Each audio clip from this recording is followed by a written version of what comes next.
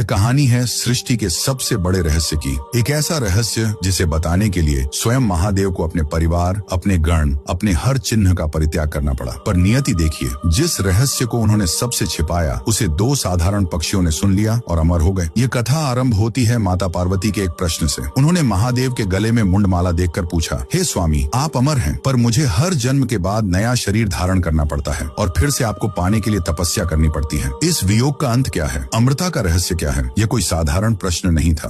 यह शक्ति का शिव से अपने अधूरेपन को लेकर किया गया सबसे मार्मिक संवाद था। इस गूढ़ रहस्य को बताने के लिए महादेव ने एक ऐसे परम एकांत स्थान को चुना जहाँ कोई तीसरा न हो, अमरनाथ गुफा। पर वहाँ पहुँचने से पहले उन्होंने हर साक्षी और हर बंधन को त्यागना शुरू कर दिया। पहलगाम में उन्होंने अपने प्राण प्रिय नंदी का परित्याग किया। चंदनवाड़ी में उन्होंने अपनी पहचान चंद्रमा को अपनी जटाओं से मुक्त किया। शेषनाग झील पर उन्होंने अपने वैराग्य के प्रतीक वासुकी नाग को उतार दिया और महागुनस पर्वत पर उन्होंने अपने पुत्र गणेश के मोह को भी छोड़ दिया। जब वे हर बंधन से मुक्त होकर उस गुफा में पहुंचे तो उन्होंने माता पार्वती को वह अमर कथा सुनानी आरंभ की। ये ज्ञान इतना गहरा और ब्रह्मांडीय था कि उसे साधारण चेतना से सुनना असंभव था। कथा सुनते सुनते माता पार्वती का सचेत मन शांत हो गया और वे योग निद्रा में लीन हो गईं। यह कोई साधारण नींद नहीं बल्कि एक गहरी ध्यान समाधि थी। पर महादेव को कथा के हर चरण पर हूं की ध्वनि सुनाई देती रही। उन्हें लगा कि पार्वती ही सुन रही हैं। वास्तव में उस गुफा में कबूतर के 2 अंडे रखे थे। कथा की दिव्य ऊर्जा और मंत्र ध्वनि से